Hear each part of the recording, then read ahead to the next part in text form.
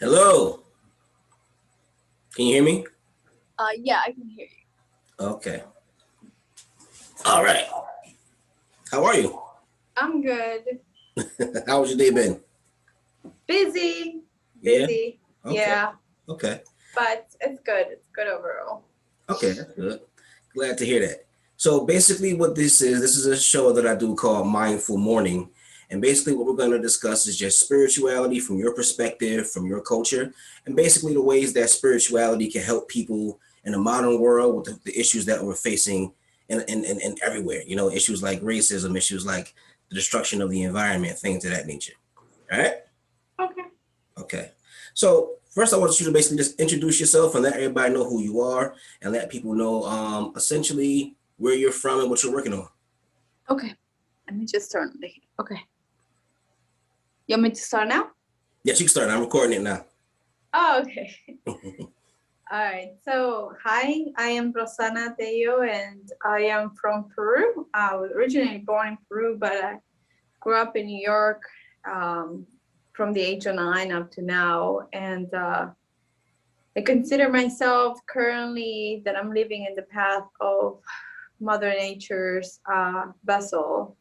What that essentially means is supporting people to reconnect with their true selves, to reconnecting with Mother Nature. I describe that as my purpose, and I have very unique ways of doing it. There's no particular set or like a set of standards that I follow for every person. Every person has a different need. Every person has a different wound. Every person has a different story. So I tap into their needs, and then I use the tools of Mother Nature, whether it might just be simple as just listening to them or going for a hike or doing an offering into the earth.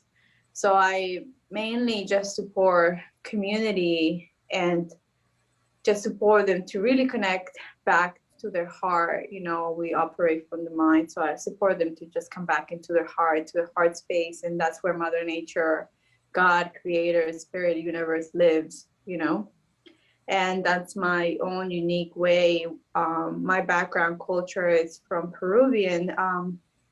I am a I was born in Lima, but my grandmother is indigenous to the Quechua community in Cusco in the Sacred Valley of Peru, and she's native at last, I guess, one of the last Incas left, you know, in there. So her and I, we have a special bond, and I was actually born in her birthday, on her birthday, and there's a sacred lineage in that. I didn't understand it until later on in my life.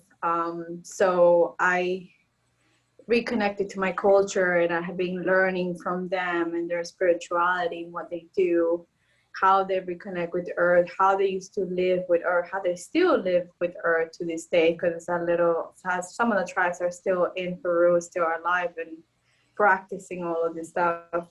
And also I I am connected to the Amazon because my grandmother's from the Andes, from my dad's side, but my mother, I didn't really have a relationship with her. She walked away out of my life when I was 4, which was my first initiation into becoming the person I am. You know, Mm-hmm. at the time, obviously, it was very traumatic because my mom wasn't around and Mm-hmm.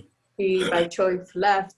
But I recently, a couple, maybe like a year or 2 years ago, I found out my mother is from her heritage is from the jungle. Right. So I started connecting with that aspect and working with a lot of the also communities in the jungle of Peru, and learning from the jungle plants in Peru too.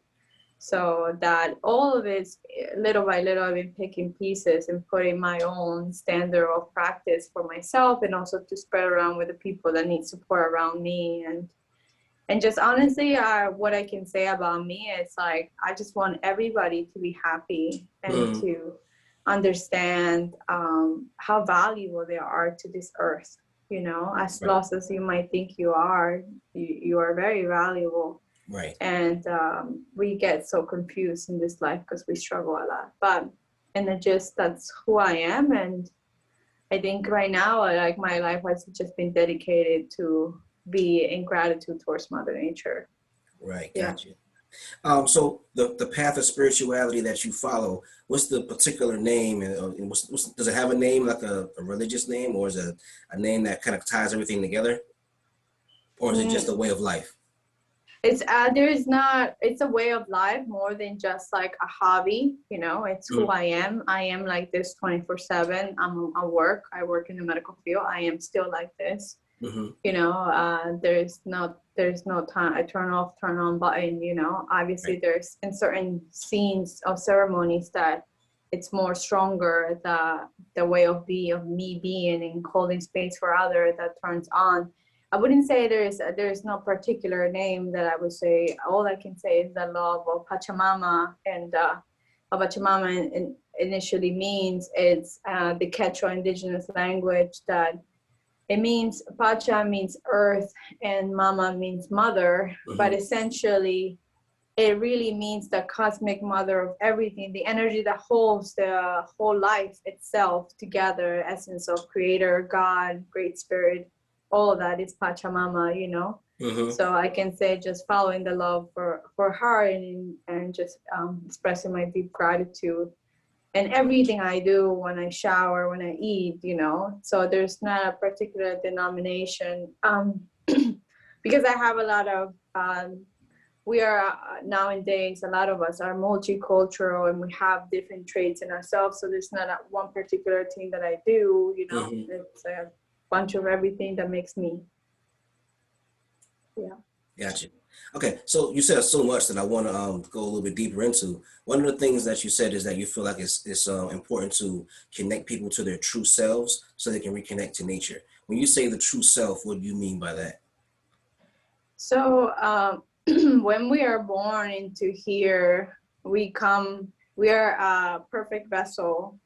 When we dive into the earth, we are this unique human that has the desire to thrive, has the curiosity to live, and wants to know everything, wants to discover everything, has no fear whatsoever. Mm-hmm. And as we grow in this society that's been in different ways corrupt, you know, by greed, hatred, and wars and all the stuff. So we basically start to almost suppress who we are, Right. and push it down and push it down. And we experience different traumas just by the environment we are growing up in. So, and then we forget the child that came into this earth. We forget that, and we become something that almost we are forced to become, just because of the expectations of somebody else, or the pressure of society, and the thing that you feel like you must do because everybody else is doing it, you Right. know. And you're almost forced to become something that you're really not, just so you can fit in, or you can feel loved, or whatever scenario you know you put in. Unfortunately, that's the path that some of us, or a lot of us, have experienced to a different levels, traumas, you know.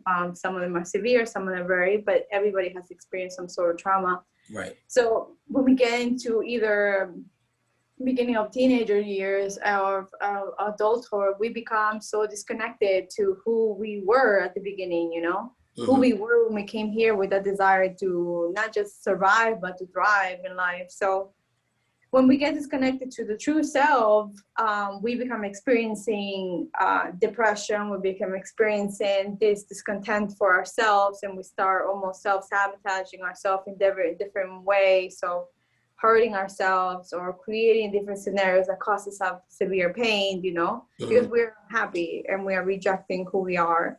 So connecting back to your true self is almost unlearning everything that you learned about yourself that is not true, you Right. know, Right. and unpeeling all those layers that were put on by you, and also by society and by the environment, you know. Right. And that's, you basically become, so you become the child again when you unlayer, and that's your true self. You become this little child, but then you merge in the adult and the child to become this perfect higher self that we call it, you know. When the higher self and the child work together, or the adult or the child work together, you become a higher self. Right. Right. And that is the essence of recognizing your traumas and how to handle it, you know, and how to deal with it and how to deal with challenges.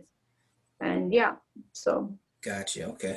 Now, you mentioned before that your mother comes from indigenous people who live in the jungle, and you said that your grandmother and you have a connection. You're born on her birthday. Do you feel Yeah. like those are kinds of signs of destiny? Do you feel like you were kind of born to walk this path and bring people into this path of reconnecting? Do you feel like this is your destiny? Well, I have a very funny story because when we grew up, when my mother walked away out of my life and then my dad migrated to the United States, both kind of happened right one after the other. My dad left, then my mom left. And my grandmother took us in, my grandmother from my dad's side, and she started basically becoming our parent, you know, the only parent figure that we had. She Mm-hmm. was very strict and she had her own spiritual practice inside the house. But she was also taught as a child to worship a God, a very religious God, a Catholic at the time. Outside the house, she was Catholic. Mm-hmm. Inside the house, she was very spiritual. So as I grew older, I was super confused, and I was like, wait a minute, the Pope or the priest, whatever, is saying like what my grandma's doing inside the house is wrong, you know? Mm-hmm. So Mm-hmm. it was like as a kid, I start formulating like grandma's crazy or she's doing some crazy stuff, you know? And then like it freaked me out, and I was kind of nervous of what she was doing. I mean, she will pray to her spirits, she will leave food to the spirits, and Right. I'd be like, Grandma, nobody's eating that food, you know? Mm-hmm. And then she'd be like, don't touch it. And I'm like, I want to eat it, you know, and all the little things that she would do. And like she would say, oh, she would walk out and she's like, oh, the spirit's there. I'm like, what spirit? There's nobody there. They're like, this girl lady's crazy, you know.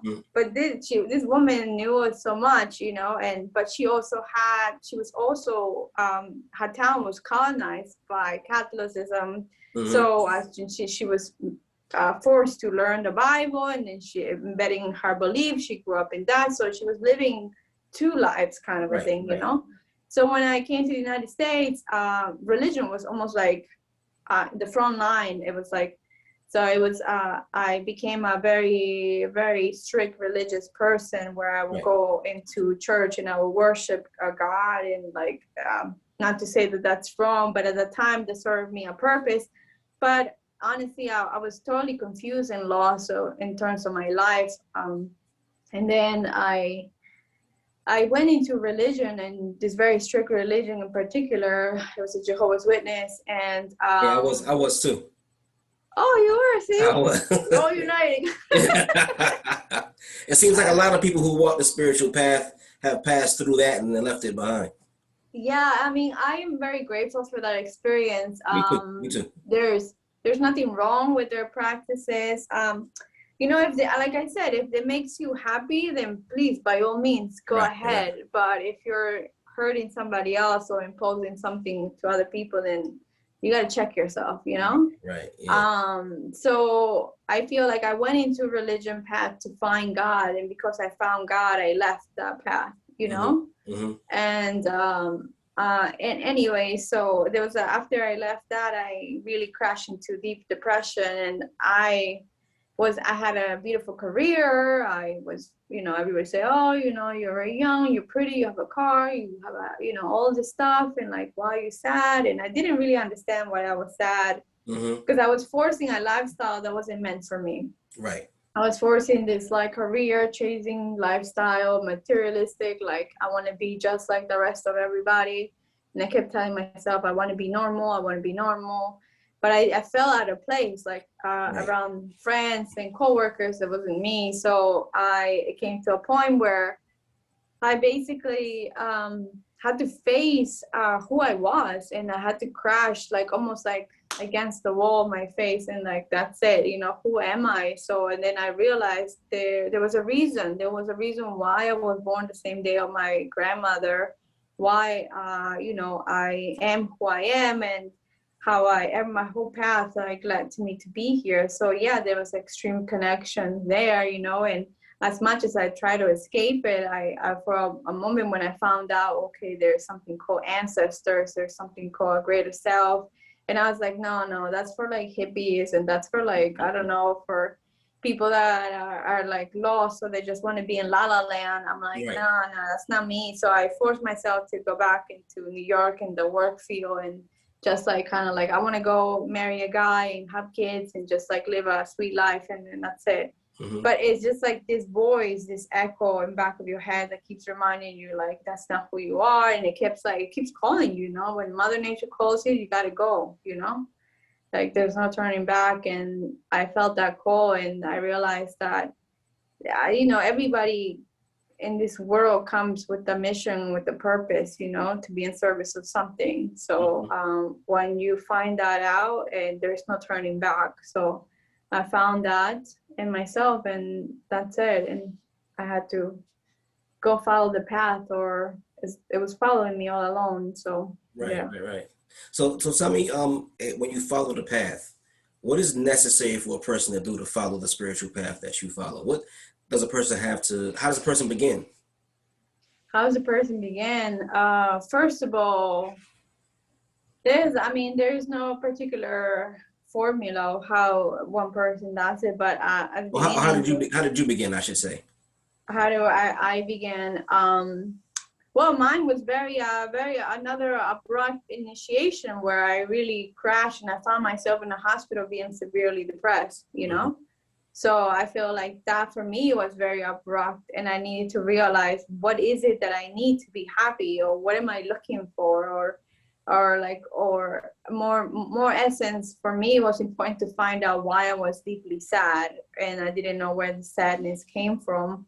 So I had to figure that out in order to heal that. But then I realized that more than my wounds, it was my parents' wounds and traumas and all the other stuff. But Yeah, how like does a lot of the one, pain from ancestors.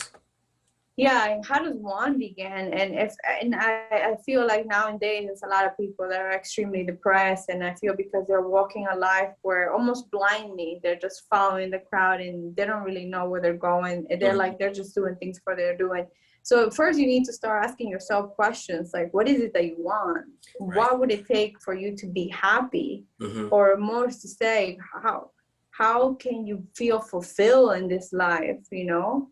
If money was no object, or money wasn't like a challenge for you, what would you be doing this right now, you Right. know? Right. So asking those like little important simple questions, you know, that might lead you to start connecting the web of yourself, you know, start connecting the dots so you can rediscover yourself, you know, the simplest thing, and start being creative with your own self. So start asking questions like, am I really happy? You know, start asking questions, because when we're kids, we ask so many questions. Sometimes we annoy our parents, but as an adult, we're just kept everything quiet. We're just Right. like, well, Right. this is what we do. This is what we do. And that's not good enough. You Right. know, that's not a good enough answer, Right. you know? Gotcha. So, how did you go from being the young lady who was hospitalized for depression to beginning the spiritual path to being the woman who is connected to nature, feels more confident, and feels more like she's on the right path now? Like, how did you discover this path in the first place? How did I discover, Like, how did you connect to it? it took a couple of years for me. It wasn't like one day I was in the hospital and the next day I was like, okay, what happened? I remember very, very clearly. It was the second time they hospitalized me. Hmm. And the second time I was forced to be hospitalized. And I remember being in this room with this girl that really, really had unfortunately, some mental issues where I think like she would be screaming. She had like episodes where she was screaming, like kind of hit her head against the wall. Hmm. And, you know, and then these people were like really, really, like they had a lot of mental instability. And unfortunately, I was sharing this room with this particular girl, and she just looked at me, and I feared for my life. I Hmm. was like, oh my God, this girl is gonna wild out and like start hitting me, or like what's gonna happen. But then my mind asked me and said to me, well, you wanted to die, so if she kills you, what would it matter, you know? Hmm. Like, this is what you were looking for anyway, so why are you scared of dying, you Hmm. know? And then I realized, I was like, I don't want to die, I'm just in a lot of pain, you know? And that's what happens with a lot of people, that when they commit suicide or they're in extreme depression, they don't really want to die or they don't really want to disappear. They just want someone to acknowledge their pain, right, or for them to realize their pain, you know. And that's that's like the one of the like biggest turning points in my life, where I realized, damn, I'm in a lot of pain. I need to figure out how, but I didn't know how to until like I got out of my house. I was living by myself, and then my parents were like, well, you need to not live by yourself because we're afraid for you and blah blah blah. So I moved into my aunt's house, and then she also was very upset. She was like, oh my god, like stop crying, you're always sad, like you need to cut this out. It's been like a couple of years now and you're still the same, you know. And I was like, but I'm like, I don't know, like I don't know why I'm sad. I just don't find anything in life that's worth living for. And I just remember I was a Sunday, it's a Sunday afternoon, and I was basically in this place, and where it had a lot of window with my aunt's stand, and I was laying there and I was just sitting there, and I just couldn't get myself to go outside. And I just grabbed my phone for a reason, and I opened YouTube, and there was it's like a message, right? Or it said there like, watch this and it will change your life. right. And it was like Earl Nightingale, The Stranger's Secret. And I was like, that's bull crap. I'm like, I'm not gonna listen to that. Like, that's stupid. Like, he's not gonna change my life, you know? And then my mind said, what do you got to lose? Like, listen to it. And if it doesn't do anything, well, you're still in the same spot, you know? And I was like, true. So I just like lay there and I put the thing there, and something that he said connected the dots in my brain. I felt like the neurons that were blocked in my brain, it connected, and I almost like, it was like a message from spirit that I needed to know. And I never before in my life connected to nature or plants or nothing, or spirit or nothing. I remember like rising up from my bed and just looking outside, and I could see the trees kind of like going like this. Right. And then I was like, it's almost as if they were calling me, like, come outside, come outside. And I was like, I'm like, are the trees talking to me, or am I bugging out, you know? Like, what is going on? And then I just remember like making myself a promise. I was like, what am I doing here? Like, why am I sad? And like, it is just, I started asking myself these questions, like, oh my God, I'm wasting my life. I'm like, I want to live, you know? And then I called my friend, and one of my best friends, and I said to her, listen, I'm like, I just looked something up, and something called hiking. I'm like, do you want to come with me next Sunday? I'm like, and she's like, what the hell is hiking? I was like, I don't know. I said, I guess you walk in the woods or something. I don't know. We're going to try it out. So her and I, we packed our little lunch, and then we started hiking. And I hiked literally like religiously 2 years back to back every Sunday. Just I will be hiking with different people. And then we realized we had like a whole big groups of different people coming out with us. It started with just one friend, and then at one point I remember like looking behind me, there was literally 50 people with me. Oh wow. Hiking. Yeah, it was big. The group got so big, and everybody were just like, and that was like almost like therapy for me, for nature, to really connect to myself in there. Like my mind would just free up, and I stopped taking medications. I stopped seeing my psychiatrist. Like, I don't know, it's just for me it worked. I mean, I'm not saying that people should do that, but like for me, that's how I took it. And honestly, like I became, little by little, I became alive again. I started finding the meaning of life. I started finding the love for myself, and I was just, everything was beautiful. And in there, I realized how much I wasn't the only one suffering, that the people that were coming with me, they were in such a need of the same thing. And I was almost like the bridge to connect them. And that's how my path started, you know. And of course, going into nature, Mother Nature said to me, you need to go back home to Peru and get to know your ancestors, and start working with different plants that are over there. And I'm like, that's a little too much, like, you know, like, I don't know if I'm ready for that. And then she always gives you like a nod, you know, like, let's go, you know, and you just got to go listen to mom, and, you know, you got to go. So I flew down to Peru, and that was a whole different life changer for me. And it's just like where I found myself. I realized that everything has life, everything has energy, the mountains, the water, the river, the wind, everybody has a message, and everybody's colliding to support you, you know, like they're all in this like invisible connection to support you to live. You know, that's why we have so much food. I mean, everything that we have here, it comes from nature, everything. Right. Seriously. So yeah. That's amazing. That's an amazing story. Yeah. So now that you've kind of like found the purpose and you found like people who you were connecting with, what did you feel was the next step for you so you could go even further with it? So right now it's like I'm listening to Mother Nature. Right now I'm being trained to hold spaces for people that need deep support, deep processes.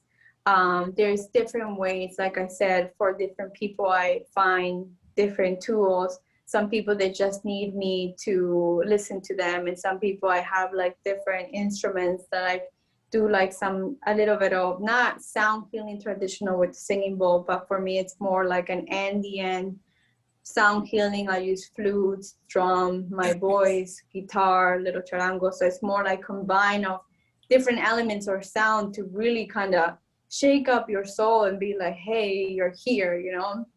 Different ways is meditation, and other ways is I take people to the jungle in Peru and we sit and we dive deep with sacred plants that are in the jungle, and those elements, plants that are healing plants, psychoactive plants that really need, some people are in need of it and who are called to go, you know. I take them there and I sit, and of course with the guidance of my elders, we sit together and we drink this medicine together in prayer for their soul to return into their body or to come out of their body.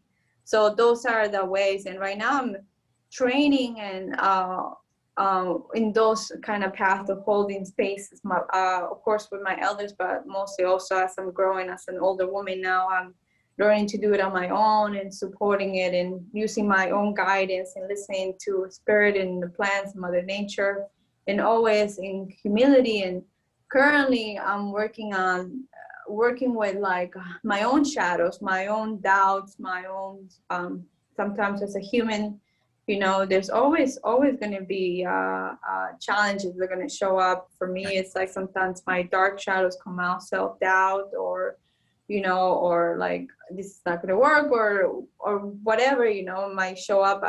I'm learning how to deal with them and how to handle it myself. So it's a process. Like as I'm holding space for somebody else, I also have to hold space for myself and go into deep meditation. Right now I'm working on just really connecting to my needs and what I need. I'm a person that loves to give to community and support, but I have times I forget about myself and I give, and I have to kind of stop and be like, okay, what is it that Rosanna needs in order for her to feel fulfilled? Because if my cup is empty, I can't share with anyone else, you know. Right. And That's a lesson I had. That's a lesson I had to learn too over the years. I was always one of those people too. I just keep giving until I was like totally drained.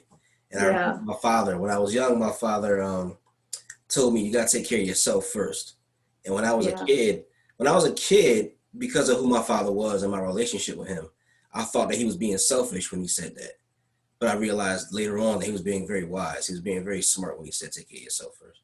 Yeah. But that's just a little bit about me. But I want to ask you a little bit more about the psychoactive experiences of the plants that you were using. And I want to go a little bit more in depth with that. And also, I initially became really interested in you when I saw you on Instagram, because I was teaching that week. I was teaching a live stream on an app called Insight Timer, and I was talking about astral projection.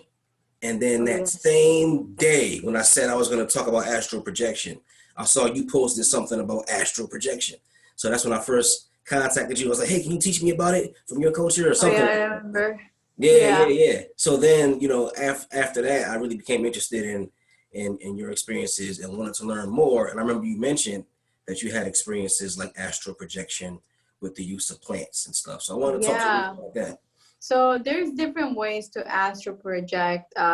You can do it through meditation, or you can do it in your dream. You're astral projecting. You know, you're going into a different realm. People think like when you're dreaming, that it's kind of like fantasy, it's not real. No, it's like your soul having that experience in a different dimension, and it's actually living that, it's experiencing that, it's having an experience that is real. And that's what, when you wake up, you're like, holy crap, I felt that. Some people wake up crying or scared, you know. So it's because you were in a different dimension, you were astral projecting, you know. So those are some different ways. And in my culture, ways to astral project sometimes is going into the jungle in silence and doing these things called plant dieta, which is basically essence they diet. And one, it doesn't have to be a psychoactive plant, it could be any plant.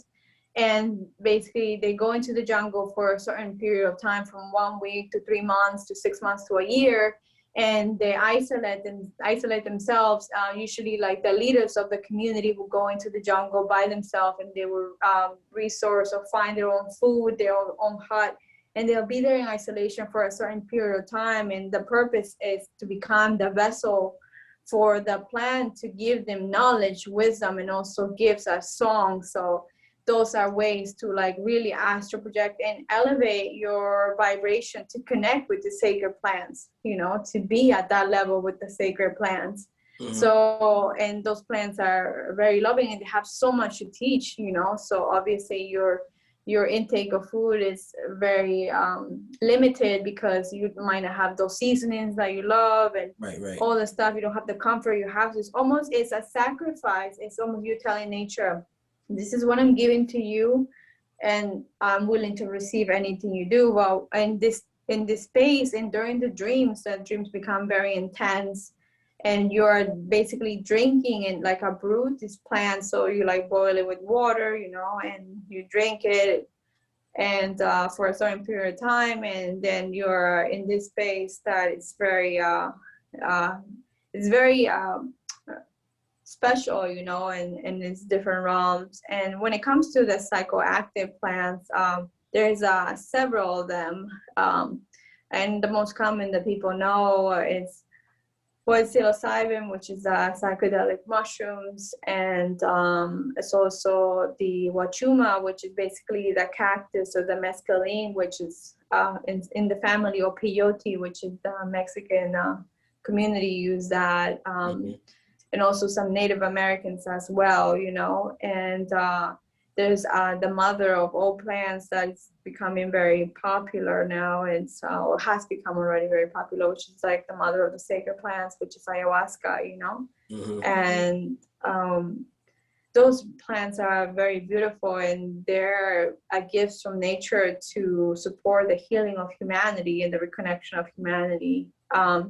So with those, for me, how my experience has been, and I always tell people, it's like, our humans, we're vibrating at this level, at this 3D space, you know, but when you intake this plants, you know, especially the mother plant, the mother ayahuasca, your vibration elevates to their space, their sacred space, their space where everything is perfect, and everything is like, it's almost if there's a secret community in there. In my mind, that's how I see it. It's a secret society that is ruled by the spirits, by the plants, by these magical fairies that it seems so, what, you know, but it's real. It's like, once you're there, they're living among us, but we can't see them, you know. And when we ingest this plant, we're able to feel them, and at times we're able to see them, you know. And it's like you're astral projecting into their realm, and they know you, they know who you are. As soon as you go into their space, they're like, oh, hello, welcome, you know. And they support you, and you know. And these plans are not like, they're not for pleasure of like just use for you to get high. It's a deep work. It's like, it's not like, okay, I have access to the mother plant, so therefore I'm going to do it every weekend. That's a lot of energy that you're putting. Like, she's going to shake you up and teach you a lot of stuff, you know. And so it's really precious. And it's really a deep work that you have to do, but also you got to be cautious that the plants are there to support you. You know, the plants are a tool, and they're teaching you that they are a tool, not to become dependent of them too, because just like any energy form, it could also support you becoming whatever you want to do. Right. You know, so. Gotcha. I know. When I first started trying to experiment with astral projection, I had some really interesting experiences. I don't talk about them too much because I think people wouldn't understand them. But I think there was one time I was trying to astral project. I don't even think I ever told anybody this. There was one time I was trying to astral project and I was meditating, and I was in a deep meditation trance. And I had been doing this like every day for a long time, meditating for like an hour or longer. And I think because I was trying to leave my body, I think I called something to me, and I think I started to see like spirits. And I think I never tell people this stuff because everybody's gonna think you're crazy. But I remember I was at work at my job, and I used to work. I was working third shift, which means I had time to meditate. My boss was going around, and I remember I was meditating real deep in my trance, and I opened my eyes when my meditation session was over, and I was sitting in this little hallway. And to the left, there was like a little nook where there was a door, and there was a door in front of me. And I saw a kid's arm wave in front of me from around the corner real fast. So I said, who was that? One of these kids are playing, because I work with teenagers who are adolescents or dealing with drug addiction and stuff. So I was like, one of these kids are joking around. And it was a black kid's arm. The arm was dark brown. So I went into the room to see who was goofing around, and it was all white kids. All my clients were white kids at the time. So I was like, what is that I just saw? Yeah. So the next day I go back, I do another deep meditation trance, open my eyes, and I see the same thing. But this time, instead of just seeing the arm, now I saw the arm and like the head real fast. So I just got a quick glimpse of it, and then they ducked around the corner. So I did the same thing. Who's that goofing around? Open up the doors. And I said, oh, wait a second. I think I summoned somebody. And then the next day, I did the same thing. But instead of just seeing the head and the arm, I saw the kid standing in front of me, little dark-skinned black kid standing in front of me, and he ran off to the side really fast. And I was like, holy crap. And then the day after that, I did the same thing. And now, instead of seeing from a distance, I saw somebody standing right in front of me. I was like, holy shit. So after that, I said, okay, I'm not sure what's going on, so let me stop. And I asked somebody about it who's really into different kinds of spirituality. And she was like, next time you see the being or spirit or whatever it is, ask them what they want, but be authoritative. He was like, ask them what they want, but don't be afraid. Speak with authority and they'll understand you. But I never saw, actually I didn't see the being again, but 2 days later, I was dropping my son off at school, and the being that I saw had like a blue, pink, and white plaid shirt and dark blue pants. I was dropping my son off at his school, and I saw a guy with the same shirt and the same pants on. And I was like, I was like, what the heck's going on? So I went over to the guy, and I spoke to him. I was like, hey, how you doing? My name is Devin. My son goes to this school. And he told me his name, and we didn't speak that long. He was in a rush. I was in a rush. But I thought that was so interesting. Like, I don't understand that. I don't understand it at all. So what are your thoughts on that? And have you ever had any experiences like that? Well, I have a couple of thoughts, and I do agree with the person that suggested, like when you see certain spirits, like, my space, when my friends come over and they're in tune with their own clairvoyance and their way of able to see things beyond they're here, and sometimes they say, Rosanna, there's 6 spirits in your house. You're like running around, I just laugh. I'm like, yeah. I'm like, it's just my ancestors, and they're like spirit guys that they like to play around, don't mind them. They're just there.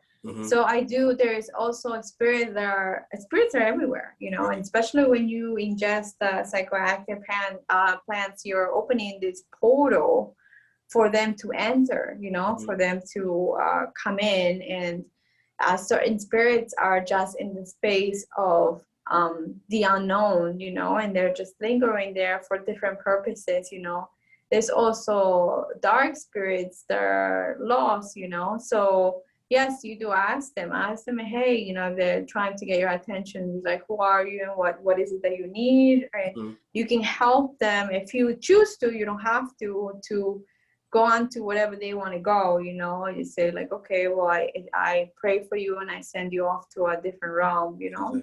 So you can definitely do that. And yeah, and just with love, and because some people get scared and be like, oh hell no, I'm this spirit coming to bother me, I'm not going to talk to them, that's too much, you know. Mm-hmm. Yeah, it could be frightening if you see it, you know. It's like, Mm-hmm. oh shit, you know, it's not nice. Right. But yeah, definitely connect to them. And yeah, I have experienced a couple of things sometimes, you know. And so I always speak loud, and sometimes like, I think one time, I don't know what happened. I went to my room and my door wouldn't close. Like I'm trying to close my door as if it's somebody holding my door. Like, Right. and I'm like, there's nothing stuck at the bottom of the door, or the top of the door, but there's like this pressure and there's like a gap. And I'm like, what is going on, you know? Mm-hmm. And I kept pushing it and it wouldn't leave. And I was like, then I understood there's somebody there, you know, there's something there. Right. So I spoke and I said, whoever you are, you know, I said, please, I need to sleep. I need to rest. Can you just like leave my space? And if you need support, we can talk another day. I'm like, you know, I'm like, but I really do need to sleep. I said, you may leave my place. And if you're not from the light, or if you're not a source from the light, I said, I ask you to leave, you know?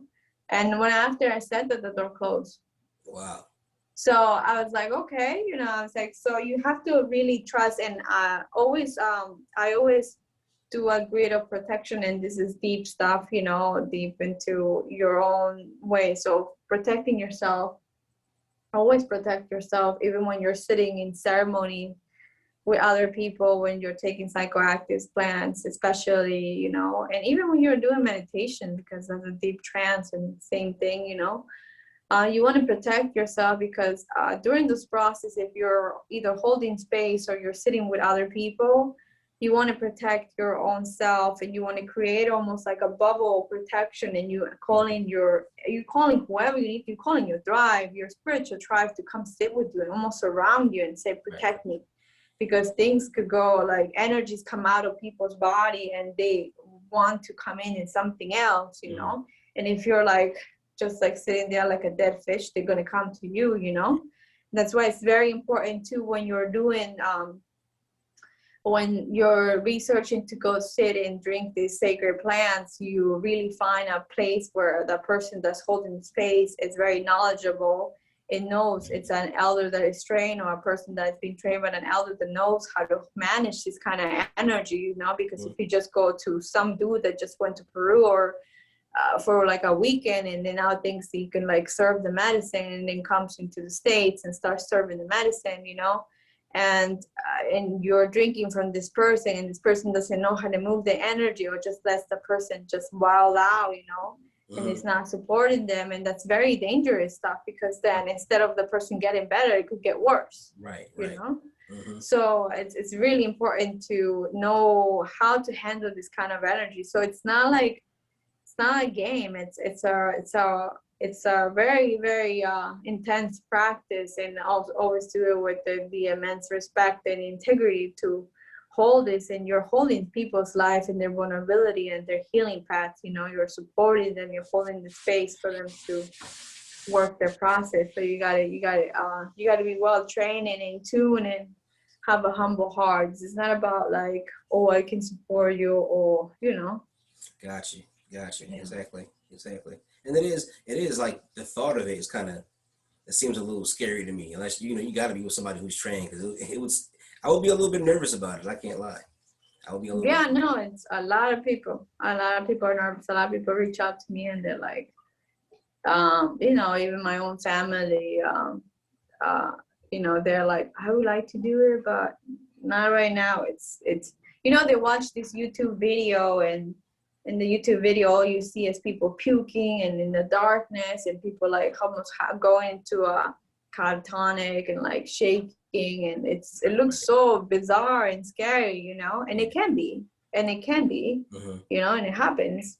That's why you have to go with people that have been doing this work, not just like 1 year. This work for me, I've been working with the sacred plants for like about, I think, 10 years now. For the first maybe like 5 to 7 years, it was just more of personal healing work, and the last couple of years, it's mostly being trained to hold space and to support others. So it's not about me. It's you always have your own personal process, but I'm always mindful of who's around me, who needs support, and I'm just like there, Right. holding the space. Yeah. Gotcha. Now, another question I wanted to ask you was, what exactly is wrong with the world today? Now, if you ask like a Christian person, they'll say it's the devil. You ask a Muslim, they'll say it's shaitan. If you ask, a Hebrew, they'll say that the world has fallen and forgotten God. From your spiritual perspective, what's going on in the world? It seems like are things getting crazier, or is it just my imagination? Things are getting a bit bizarre, but this is what it needs to happen, I feel like this is what it needs to happen in order for us to really, it's been a process. I don't know how the earth started, maybe I do know and I don't remember, but I feel that at one point we were super connected to everything. We were working. Our Native Americans are native of the land, from every single land of the world, where we worked with the land, was in respect. It was in mutual receiving and giving of the land. There was the simultaneous energy, and they were working together in unity. And we were connected to even higher sources, to aliens. People say, oh my God, aliens. No, they're not real, because we think we are the only ones living here, and we're so selfish, And no, buddy, I mean, we didn't create this whole world by ourselves, come on, we're intelligent, but we're not that intelligent, So we were living in this co-creating with these entities and with this ourselves and with Mother Nature. And at one point, we just look where we are. We disconnected ourselves like so much, and this is what happened. We created chaos. We're polluting the oceans. We're killing the animals for no purposes, just to gain money. We are draining the earth from everything. So right now, things needs to go almost to, excuse me, but it needs to go to shit, to the floor, in order for us to it's almost like we need to hit the wall. We need to crash in order to realize, like, hey, this way of living, it's not getting us anywhere. Right. It's not getting us anywhere. So what's wrong with this world is that we lost our connection to our Mother Earth, to ourselves. That is what's wrong with the earth. Simple as that. The devil for me, there's no particular devil, this entity with two horns, like, oh, it's going to take you to hell, There's a hell and a heaven in your mind, right. And that lives in there. There is the devil lives in your head, and it's not living outside of you, Those are these darkness that you need to work in, and to almost realign it into who you really are. And like this guy said, you're always walking with a wolf and a dog, so you got to choose who you're going to feed first, or who you're going to feed more. This is who you are, because we have the energy to become the best version of ourselves. We also have the energy to become the worst version of ourselves.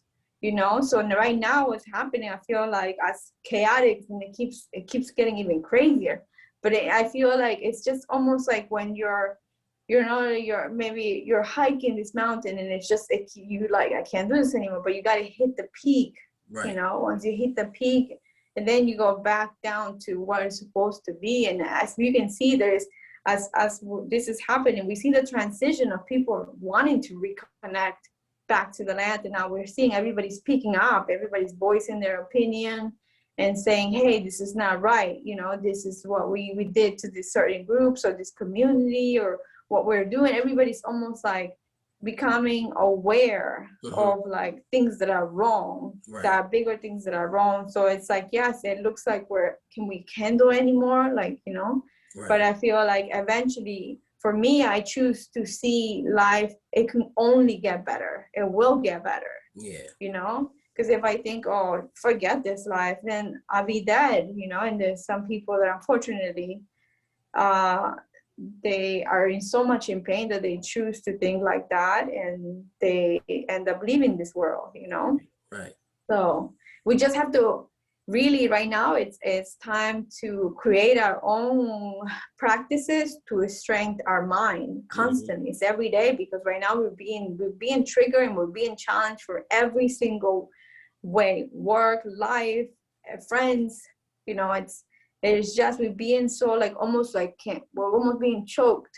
Right. So in order to remain sane and to remain strong, you need to build in your daily practice, you things that makes you feel strong, whether it's meditating every day or walking outside or being with your family. Like, you need to hang on and you need to build this like practice that's going to keep you together, you know, and in one piece. So yeah.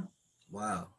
And plus, on top of that too, I feel, even though things seem chaotic, I do feel hopeful. Like you said, I do feel that I feel like we're in the middle of a great awakening. I feel like a lot of the old systems that are not working are starting to collapse, and I think a lot of people are thinking about how they, as individuals, can benefit the world and help the world. I see a lot of people who are having that moment where they hit rock bottom. Now it's time to wake up, and I think that's happening to more and more people every day. I think the word is spreading.